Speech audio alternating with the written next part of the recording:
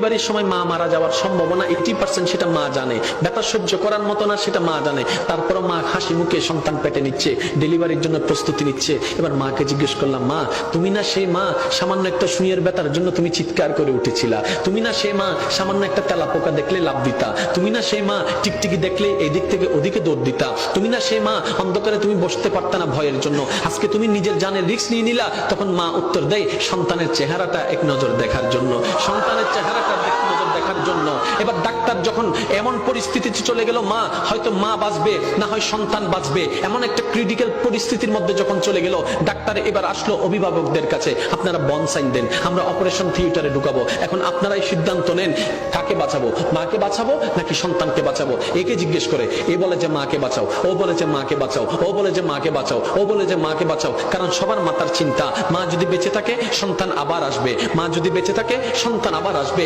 সবার একটি কথা, মাকে বাঁচাও, মাকে বাঁচাও, মাকে বাঁচাও। এবার ডাক্তার কৌতূহল বশত